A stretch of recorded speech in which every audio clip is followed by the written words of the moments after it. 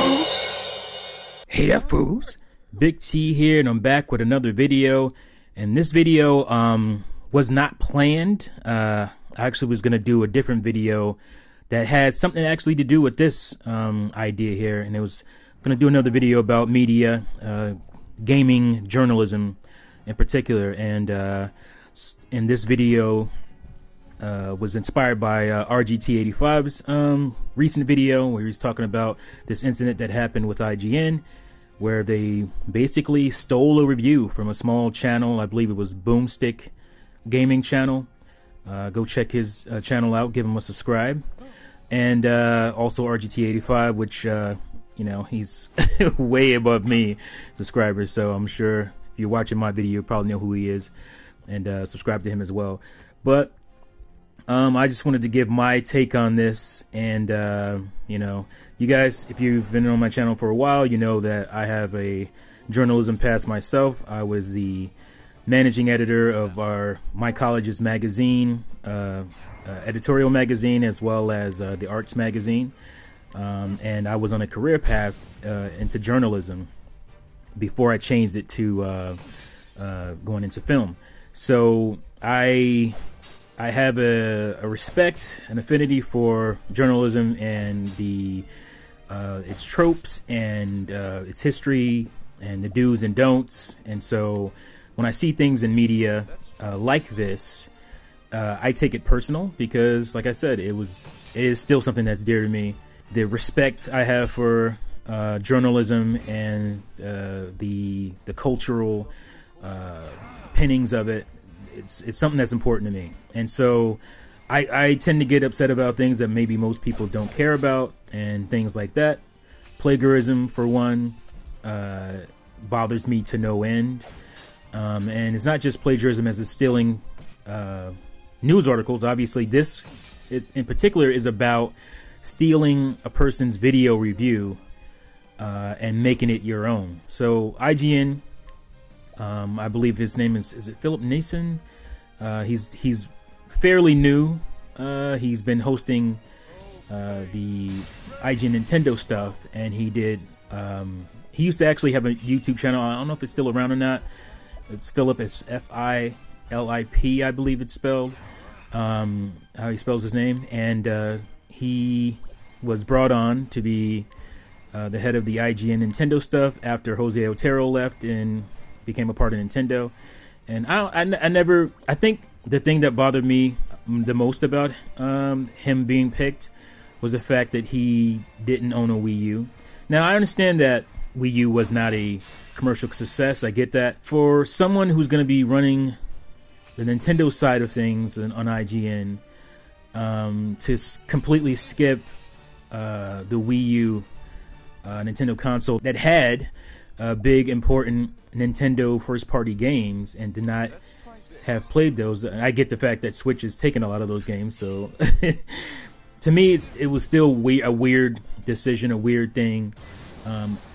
I would think a Nintendo editor would be a core Nintendo fan, and even if it wasn't the greatest system of all time, you have some knowledge of it, you've played it, you own it, and you have a background in it. So for me, his pick was always a strange one to me. At times I have my issues with Jose Otero, but I would never question, you know, his Nintendo acumen, if you will.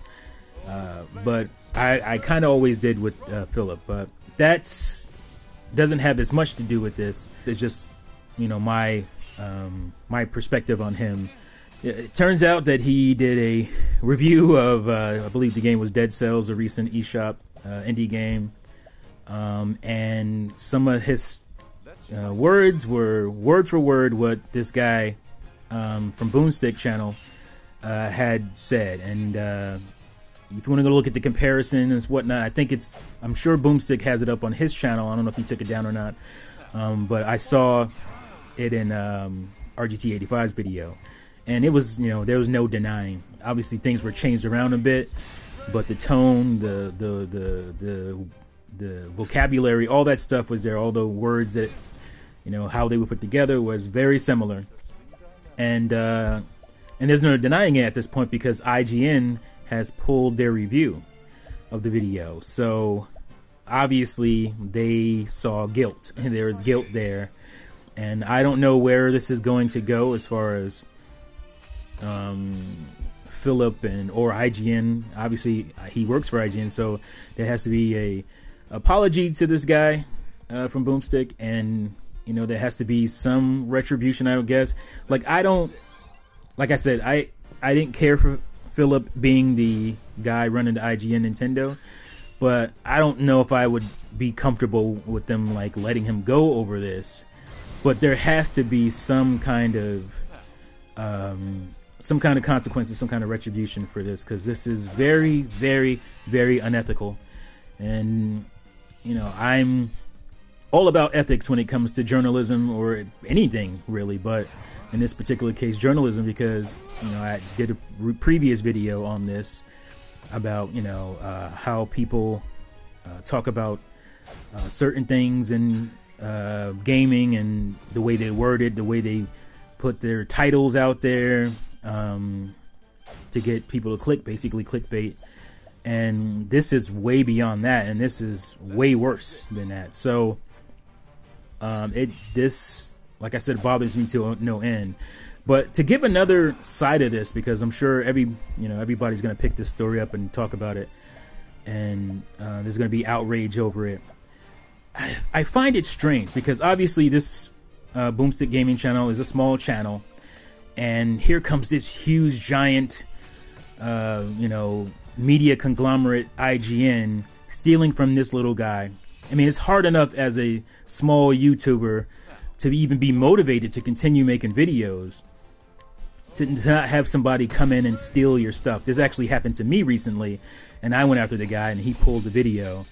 I didn't make a video about it, I just kind of put it on Twitter or whatever, and this guy just totally was ripping my video and making money off of it. Like, it was insane. And so it's hard enough to deal with YouTube when you know, you have people, as a small channel, you have people stealing from you. And people are going to be outraged about it, and I totally understand it, especially when the big guy is stealing for the little guy. But nobody seems to have a problem, on the flip side, when the little guy steals from the big guy.